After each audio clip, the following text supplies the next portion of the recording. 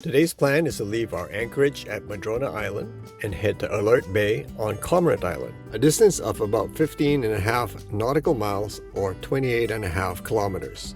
This took us back across Blackfish Sound and through Blackney Passage. There were some tricky currents here.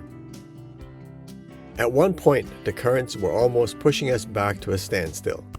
Well, this current surprised me this morning. I didn't think there'd be quite as much against us, but the whole northern end of the Straits of Georgia is coming up through Johnson Pass and filling up the mountains and the Charlotte Strait. And kind of a bitch. We're doing about 1.5 knots, 2 knots. Yeah, I think we were down to about a half knot for a while there too. We picked our way carefully and got through unscathed.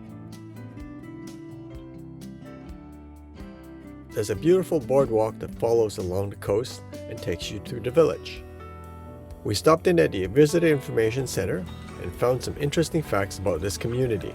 It's the oldest community on the North Vancouver Island. Yeah. Port Hardy and Port McNeill were just logging camps. And we have the hospital, the post office, the police, the customs house we have. Like, this was the hub of the North Island. There was a Sunday market as well, and we had to check it out.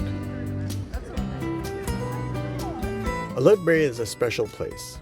In fact, it's a place that's becoming the global center for First Nations culture. There's a wealth of native art and evidence here. There are numerous totems at the old native cemetery as well as other places on the island.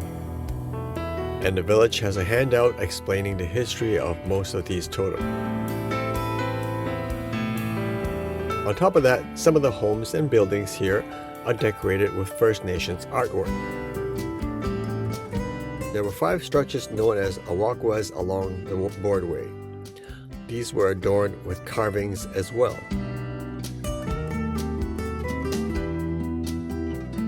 The Umistic Cultural Center has an extensive collection of priceless potlatch regalia, as well as many other artifacts.